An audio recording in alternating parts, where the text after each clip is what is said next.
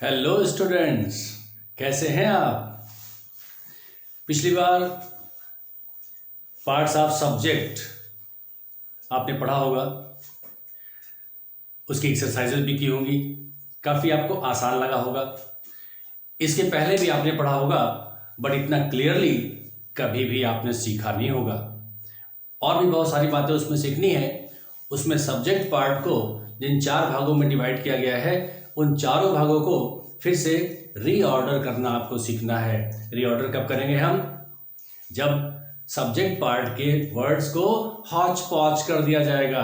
Hooch पॉच समझते हैं? एक दूसरे में ऐसे मिला दिया जाएगा, आगे पीछे कर दिया जाएगा, उसको कहते हैं हॉच पॉच करना। यस, रीऑर्डर करना बोलते हैं। उस हॉच पॉच वर्ड्स को करेक्ट वे में लिखना रीऑर्डर करना बोलते हैं। तो रीऑर्डर करना भी सीखेंगे हम, लेकिन आज हम बात करेंगे आपसे पार्ट्स ऑफ प्रेडिकेट की, क्योंकि सब्जेक्ट पार्ट आपने पढ़ लिया। अब बात करनी है पार्ट्स ऑफ प्रेडिकेट की। तो पार्ट्स ऑफ प्रेडिकेट कितने तरीके से हो सकता है, उस पर हम आपसे चर्चा करते हैं। पूरी वीडियो ध्यान से देखिएगा, जिससे एक भी छोटे से छोटा पॉइंट आपकी निगाहों से बच न पाए। यदि आप पढ़ना चाहते हैं तो पूरी वीडियो ध्यान से देखिएगा। बात करते हैं parts of predicate. Parts of predicate.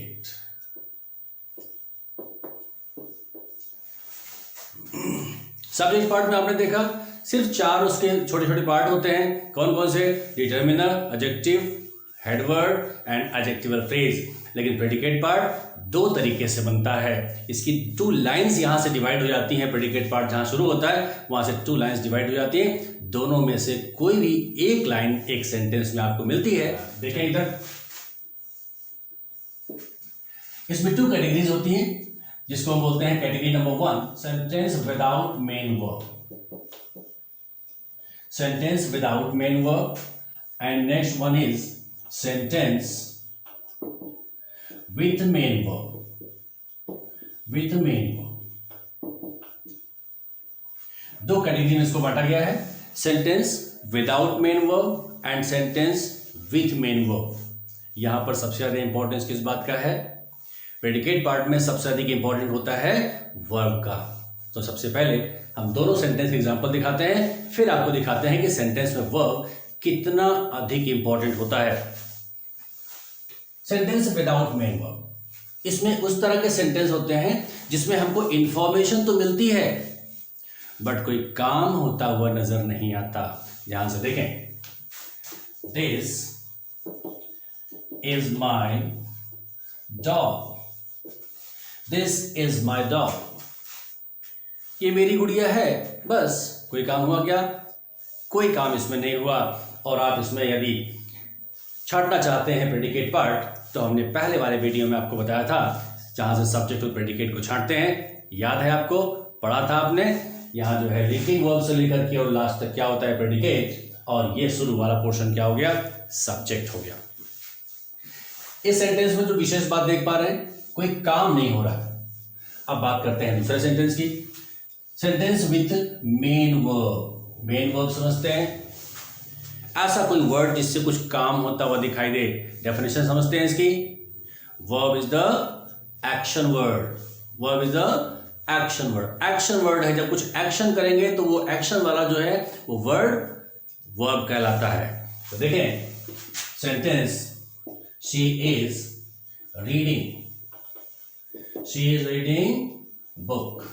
अब यहां पर देख पा रहे हैं एक काम हो रहा है। कौन सा काम हो रहा है? रीड करने का काम हो रहा है, पढ़ने का काम हो रहा है। यहां पर एक काम होता हुआ आपको नजर आ रहा है। इस टाइप के सेंटेंस को बोलते हैं हम सेंटेंस विथ मेन वर्ब। और जिसमें काम होता हुआ नजर नहीं आता है, इसको बोलते हैं सेंटेंस विदाउट मेन वर्ब। चलिए इसके स्ट्रक्चर की बात करते हैं आपसे, किस प्रकार का स्ट्रक्चर इन दोनों में मिलता है। सेंटेंस विदाउट मेन वर्ब का स्ट्रक्चर बहुत ही छोटा सा, सिंपल सा, सरल सा है। क्या होता है इसमें? इसमें केवल 2 चीजें होती हैं। Number 1 linking verb and number 2 complements. बस सिर्फ 2 चीजें होती हैं, लिंकिंग वर्ब, कॉम्प्लीमेंट। और ये दोनों चीजें बहुत ही कंपलसरी होती हैं। इनमें किसी एक से भी काम नहीं चलता। अगर एक दूसरी चीज ना हो तो काम नहीं चलेगा। दोनों का होना बहुत ही जरूरी है। आप ध्यान से देखें सेंटेंस को। यदि मैं कह दूं आई एम, एक सब्जेक्ट एक वर्ब, और इस दूसरी वाली कैटेगरी में देखें आई रीड, यदि दोनों के ग्रामेटिकल स्ट्रक्चर को देखें तो आई सब्जेक्ट, एम इसका वर्ब, यहां पर भी आई सब्जेक्ट, रीड इसका मेन वर्ब। लेकिन यहां पर जो आप देख पा रहे हैं ये सेंटेंस एक सब्जेक्ट एक वर्ब से सिंपल सेंटेंस पूरा हो जाता है जब उसका एक अर्थ कम से कम पूरा हो जाए। यहां पर कह रहा है आई रीड, मैं पढ़ता हूं, बात पूरी हो गई। मैं पढ़ता हूं, मैं पढ़ती हूं, बात पूरी हो गई।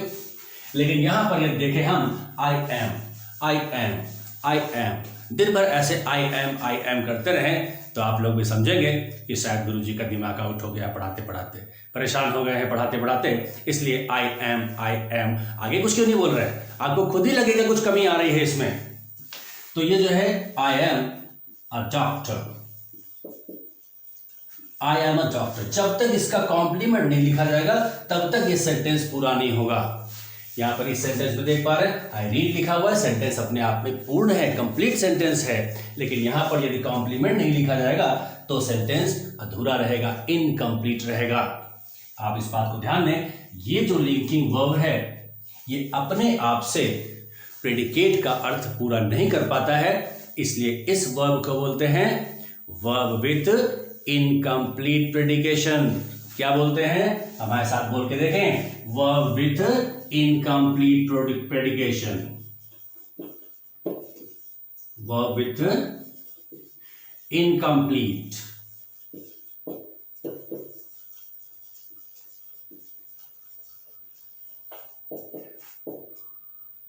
Verb with incomplete predication. ये प्रेडिकेट पार्ट शुरुआत आप देखते हैं लिंकिंग वर्ब से होती है, ठीक है, लिंकिंग वर्ब से शुरुआत होती है, लेकिन वो प्रेडिकेट पार्ट के अर्थ को अपने दम पर पूरा नहीं कर पाता। उसको पूरा करने के लिए उसे एक कम से कम एक कॉम्प्लीमेंट की जरूरत होती है, अधिक कॉम्प्लीमेंट्स और भी हो सकते हैं। तो ये हो गई बात आपके सेंटेंस विदाउट मेन वर्ब की। इसमें एक लिंकिंग वर्ब होगा और एक कॉम्प्लीमेंट होगा। अब हम दूसरा सेंटेंस आपको दिखाते हैं और उसमें आपको फाइंड आउट करना सिखाते हैं। There was a king, आपने स्टोरी पढ़ी होगी, बहुत सारी स्टोरी बुक्स आपको मजा आती होगी पढ़ने में। इसी तरह तो लिखा होता है there was a king, there was a forest, there was a lion, ऐसे करके लिखा होता है। यहां पर वाज आपको दिखाई दे रहा है, इस वाज को आप पहचान पा रहे हैं, क्या है ये, लिंकिंग वर्ब है या ऑक्सिलरी वर्ब है, सोच के बताइए, क्योंकि लिंकिंग वर्ब में भी बी हैव डू है और ऑक्सिलरी वर्ब्स में भी बी हैव डू है। और यहां पर क्या लिखा हुआ है, वाज किस फैमिली से बिलोंग करता है, be, is am are was verb, ये बी फैमिली से बिलोंग करता है। लेकिन यहां पर शर्त ये लगी हुई है, इसके तुरंत बाद कोई मेन वर्ब नहीं लिखा हुआ। यदि मेन वर्ब लिखा होता तो यही ऑक्सिलरी का काम करता, और मेन वर्ब नहीं लिखा है तो लिंकिंग वर्ब का काम कर रहा है। अब देखें तो हम क्या सीख रहे हैं, पार्ट्स ऑफ प्रेडिकेट।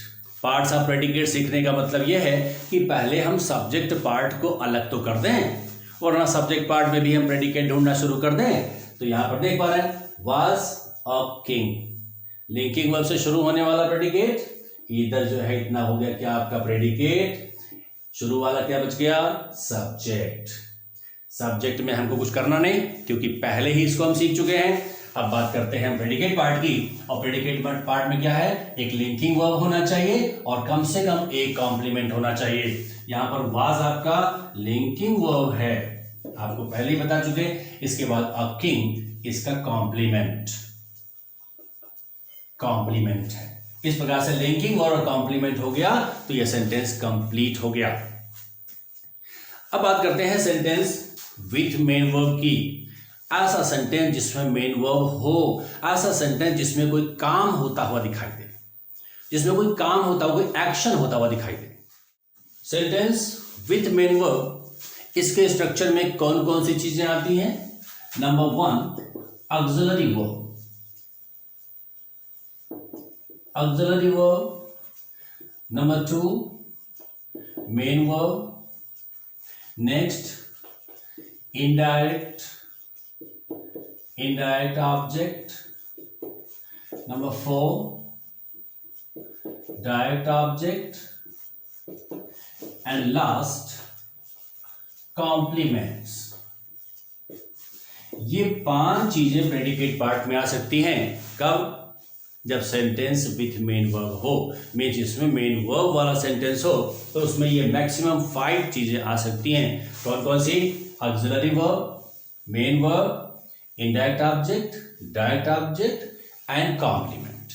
ये चीजें हो सकती हैं। अब हम आपको ये दिखाते हैं सबसे पहले कि सेंटेंस में मेन वर्ब इतना इंपॉर्टेंट क्यों है, वर्ब ही इतना इंपॉर्टेंट क्यों है। वर्ब को ग्रामर का हार्ट बोलते हैं, सेंटेंस का हार्ट बोलते हैं। आदमी का हार्ट काम करना बंद कर दे तो काम खत्म, छुट्टी।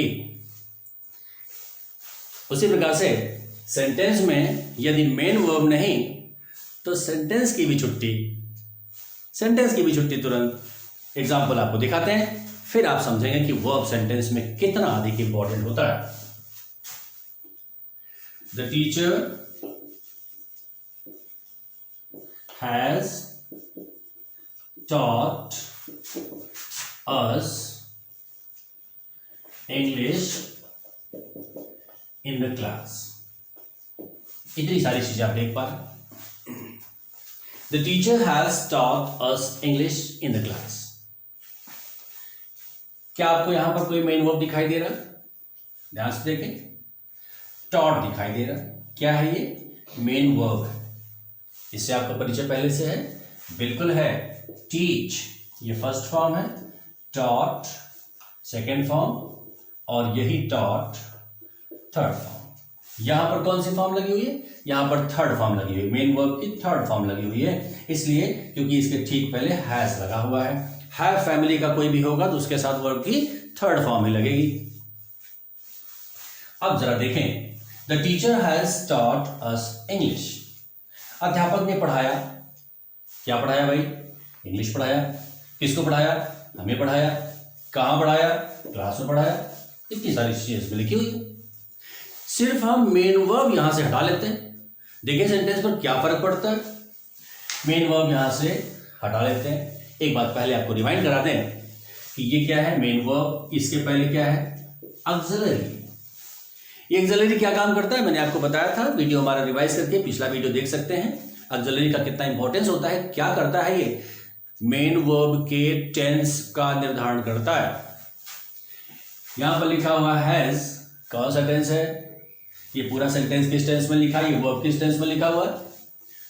Present perfect. लेकिन यदि यहीं पर हम हैड कर दें तो वर्ब तो सेम है, बट ये हो गया किसमें? पास्ट परफेक्ट में हो गया। टेंस को चेंज कर दिया, वर्ब के टेंस को चेंज कर दिया और पूरे सेंटेंस के टेंस को चेंज कर दिया। क्या करता है ये? मेन वर्ब की मदद करता है। क्या काम करने में? सेंटेंस के टेंस के निर्धारण करने में। सेंटेंस के टेंस के निर्धारण करने में मेन वर्ब की हेल्प करता है। अब यहां पर हम बात कर रहे थे मेन वर्ब के इंपॉर्टेंस की। देखें, टॉट हमने हटा दिया, टॉट हटा दिया। अब जब मेन वर्ब ही नहीं तो ये ऑक्सिलरी किसकी हेल्प करेगा? बेकार हो गया कि नहीं हो गया? बेकार हो गया, ये भी हट गया। यहां पर याद है आपको क्या लिखा था? द टीचर हैज टॉट, ऐसा लिखा हुआ था। अध्यापक ने पढ़ाया। जब पढ़ाया ही नहीं, मेन वर्ब ही गायब हो गया, तो ये इंग्लिश बेचारा रह के क्या करेगा? सब्जेक्ट है ना, इंग्लिश रह के क्या करेगा? जब पढ़ाएंगे या पढ़ेंगे तब इंग्लिश की जरूरत पड़ेगी, हिंदी की जरूरत पड़ेगी, संस्कृत उर्दू की जरूरत पड़ेगी। लेकिन जब सब्जेक्ट ही उसका जो है वर्ब ही नहीं है तो ये बेचारा रह के ऑब्जेक्ट क्या करेगा?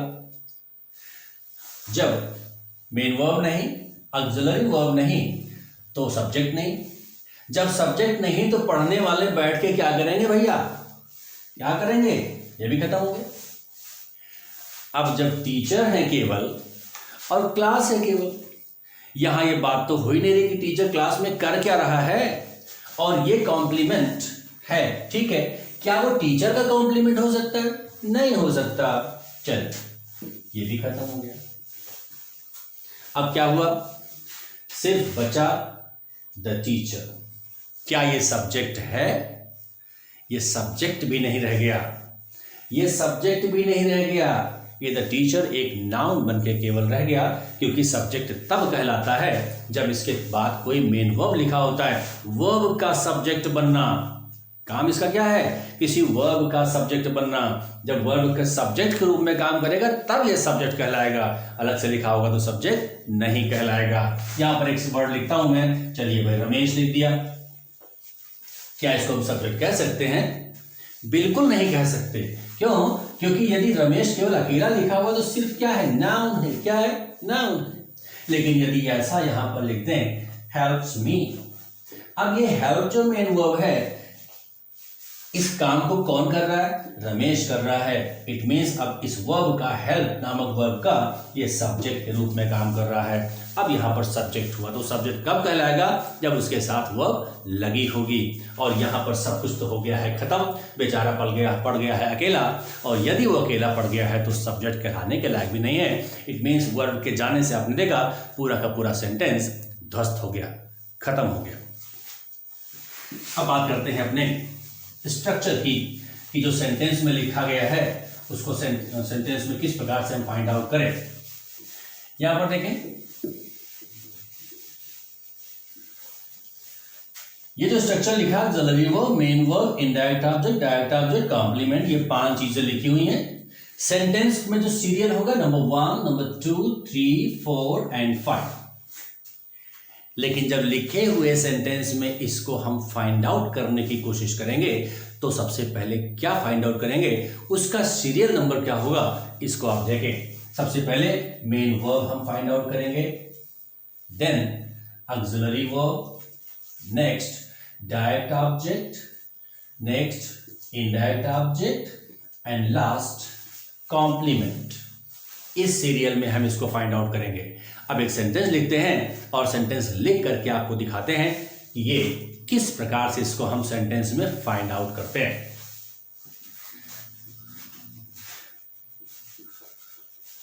My father has told us stories in the night,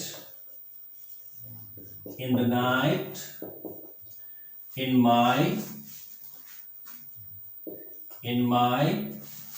childhood,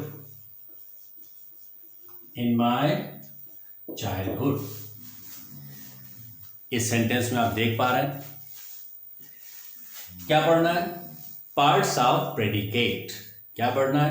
parts of predicate, यही पढ़ना है। इट मीन्स सब्जेक्ट को पहले हम अलग कर लें। प्रेडिकेट कहां शुरू होता है भैया? ऑक्सिलरी वर्ब से शुरू होता है, पढ़ा है आपने ना, लिंकिंग वर्ब से, ऑक्सिलरी वर्ब से एंड मेन वर्ब से। यहां पर क्या है? ऑक्सिलरी वर्ब है। इट मीन्स यहां से लेकर के ये पूरा का पूरा पार्ट क्या हो गया? प्रेडिकेट हो गया। First beginning part subject. अब हमको क्या करना चाहिए? इसमें ढूंढना है कि कौन सा पार्ट इसमें कहां लिखा हुआ है अकॉर्डिंग टू रूल। सबसे पहले हमको क्या ढूंढना चाहिए? Main verb. अब जरा देखें मेन वर्ब कहां है भैया? देख पा रहे हैं? टोल्ड लिखा हुआ है, जान पा रहे हैं? फर्स्ट फॉर्म इसका tell, second form told, third form told. ये थर्ड फॉर्म लिखा हुआ है क्योंकि यहां पर लगा हुआ हैज, और हैज, हैव, हैड के साथ आपको मालूम है वर्ब की थर्ड फॉर्म का यूज करते हैं। टोल्ड क्या हो गया? मेन वर्ब हो गया। मेन वर्ब हो गया। मेन वर्ब हमको मिल गया। अब देखना यह है क्या इस मेन वर्ब के पहले, सीरियल देख रहे हैं 2 के पहले 1, क्या इस मेन वर्ब के पहले कोई ऑक्सिलरी वर्ब लगी है? देखते हैं इस मेन वर्ब के पहले क्या कोई ऑक्सिलरी वर्ब लगी है। इसको ऑक्सिलरी वर्ब कहेंगे कि नहीं कहेंगे? प्राइमरी ऑक्सिलरी आपको याद है? Is, am, are, was, were, has, have, had, do, does, did, याद है? हैज उस कैटेगरी में आता है। क्या हो गया? ऑक्सिलरी वर्ब हो गया। 2 चीजें हमको मिल गई। नंबर 3 पर हमको क्या फाइंड आउट करना है? Direct object. क्या फाइंड आउट करना है? Direct object. क्या? Direct object, yes. सब्जेक्ट से शुरू करेंगे हम पढ़ना। और वर्ब जहां तक हम फाइंड आउट कर चुके हैं यहां तक पढ़ेंगे। जरा पढ़िए तो। माई फादर हैज टोल्ड, मेरे पिताजी ने कहा, मेरे पिताजी ने कहा, मेरे पिताजी ने सुनाया। मेरे पिताजी ने सुनाया तो क्या सुनाया भाई, क्या सुनाया? स्टोरी सुनाया भाई, स्टोरी सुनाया। क्या पूछने पर जो मिलता है आंसर हमको, वो डायरेक्ट ऑब्जेक्ट होता है, ध्यान रखिएगा। सब्जेक्ट और वर्ब को जोड़ते हुए हम क्वेश्चन पूछे what. My father has told, my father has told what, मेरे पिताजी ने क्या सुनाया, क्या कहा? आंसर है stories. Yes, stories right object हो गया। अब बात आती है किसको सुनाया स्टोरी? सुनाया तो दीवारों को तो नहीं सुनाया ना, पेड़ पौधों को तो नहीं सुनाया ना, चिड़ियों को तो नहीं सुनाया ना, किसी व्यक्तियों को सुनाया ना कहानी। स्टोरी आखिर सुनाया किसको? हम लोगों को सुनाया, अस। क्या हो गया? Indirect object.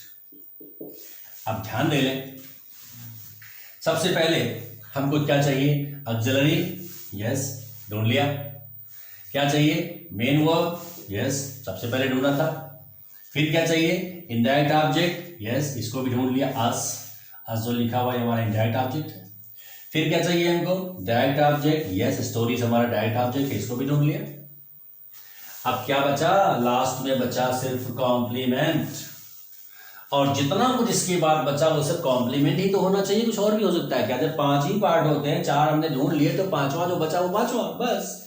चलिए, in the night a complement, in my childhood 2 complement. इसलिए इस पूरे पोर्शन को हम लिखते हैं कॉम्प्लीमेंट्स, कॉम्प्लीमेंट्स लिखते हैं इस तरीके से। अब ध्यान दें, ये जो सेंटेंस विथ मेन वर्ब है, इसमें जिन 5 पोर्शन की बात हम कर रहे हैं, जिस 5 टॉपिक्स की बात हम कर रहे हैं, auxiliary, main verb, indirect object, direct object and complement, इसमें सबसे इंपॉर्टेंट कौन सा है? वो अभी आप पहले देख चुके हैं, क्या? Main verb. Yes, main verb सबसे अधिक इंपॉर्टेंट है। यदि मेन वर्ब है तभी ऑब्जेक्ट बनेगा, तभी कॉम्प्लीमेंट बनेगा, नहीं तो कुछ नहीं बनेगा, तभी ऑक्सिलरी लगेगी। सबसे मेन वर्ड क्या है? Main verb. Okay, it means बिना मेन वर्ब के सेंटेंस का काम प्रेडिकेट का नहीं चल सकता, मीन्स सेंटेंस का ही काम नहीं चल सकता। बात करें बाकी किसी की, ठीक है, मेन वर्ब है, बहुत बढ़िया। ऑक्सिलरी वर्ब है, ठीक है, नहीं है फिर भी ठीक है, बिल्कुल ठीक है। डायरेक्ट ऑब्जेक्ट है, बहुत बढ़िया भाई, नहीं है कोई बात नहीं। इनडायरेक्ट ऑब्जेक्ट है ठीक है, नहीं है तो कोई बात नहीं। कॉम्प्लीमेंट है तब भी ठीक है, नहीं है फिर भी कोई बात नहीं, ठीक ना। मीन्स इसमें सिर्फ मेन वर्ब का होना अर्जेंट है, बाकी कुछ भी हो तब भी ठीक है, नहीं हो तब भी ठीक है। चलिए दूसरे सेंटेंस को दिखा दें। राहुल was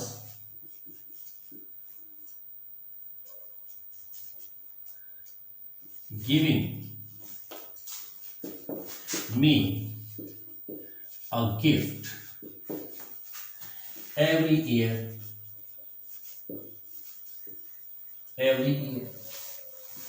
अब जरा सेंटेंस को देख लें।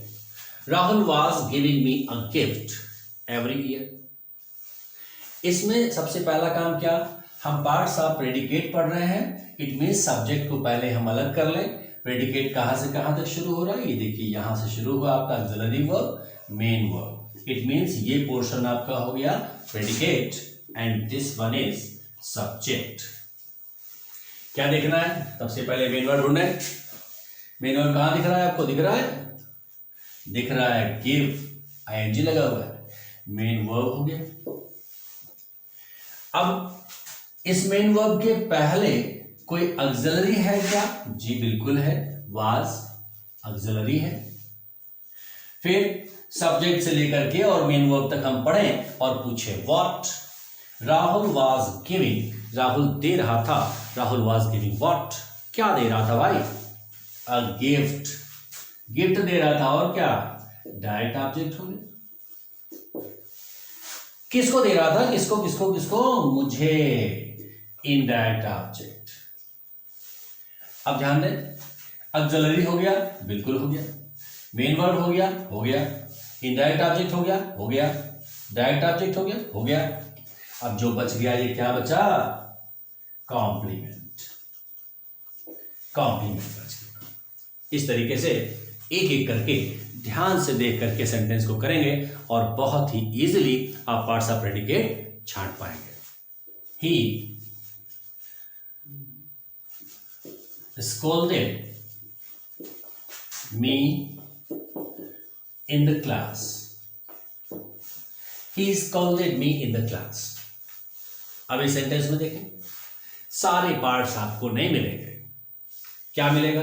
सबसे पहले तो हम प्रेडिकेट छांटे कहां से कहां तक है जिसमें हमको काम करना है, पहले उसको तो देख लें। प्रेडिकेट पार्ट कहां से कहां तक होता है भाई?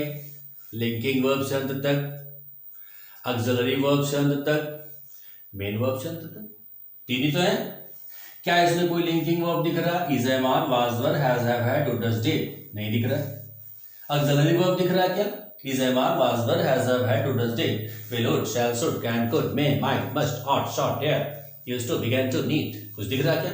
बिल्कुल नहीं दिख रहा। तो थर्ड ऑप्शन हमारे पास बचा हुआ है, मेन वर्ब होना ही चाहिए। और मेन वर्ब कहां लिखा है? स्कॉल्डेड। क्या होता है? डांट लगाया भाई, डांट लगाया। चलिए, क्या हो गया इसका? मेन वर्ब हो गया। मेन से इधर क्या हो गया? सब्जेक्ट।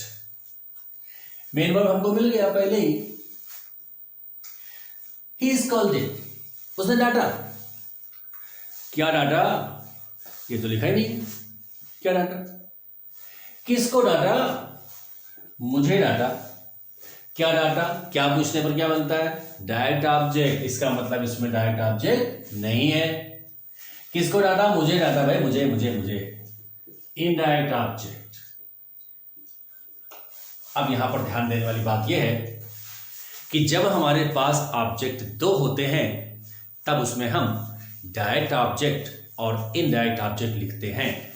लेकिन जब हमारे पास ऑब्जेक्ट सिर्फ एक हो, चाहे वो डायरेक्ट ऑब्जेक्ट हो या इनडायरेक्ट ऑब्जेक्ट हो, उसको केवल हम ऑब्जेक्ट लिखते हैं।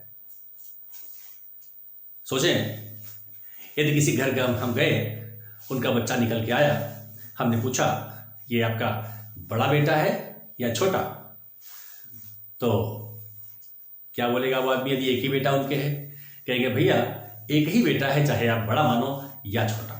जब एक ही है तो उसमें बड़ा छोटा कहने का कोई मतलब नहीं। इसी प्रकार से यहाँ पर ऑब्जेक्ट जब एक ही है तो इसको ना तो हम डायरेक्ट ऑब्जेक्ट बोलेंगे और ना ही इनडायरेक्ट ऑब्जेक्ट। इसका मतलब सिर्फ इसको हमें ऑब्जेक्ट लिखना है, ना तो डायरेक्ट लिखना है और ना तो इनडायरेक्ट लिखना है।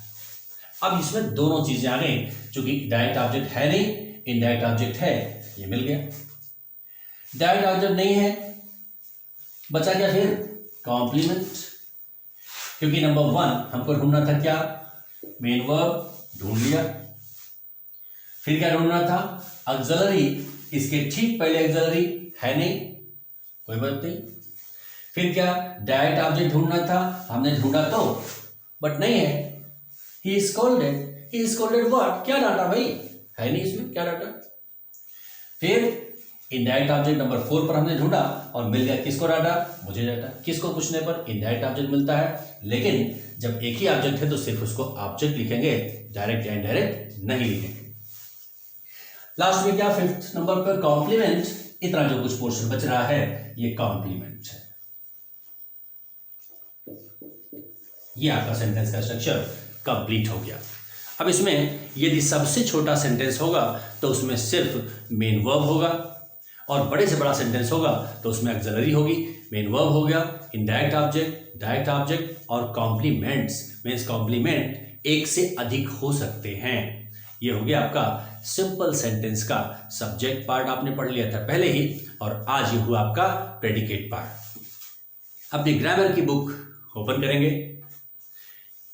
पार्ट्स ऑफ प्रेडिकेट की जो एक्सरसाइज है उसको ध्यान से देखेंगे और ये सारी चीजें आपको उसमें दिखाई देंगी। इस वीडियो को बार बार रिवाइज करके देखिएगा ताकि कोई भी चीज में से छूटने न पावे, ना ही कोई चीज में से भूलने पाए।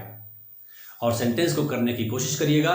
मुझे पूरा विश्वास है सेंटेंस आप बहुत ही अच्छे तरीके से कर पाएंगे।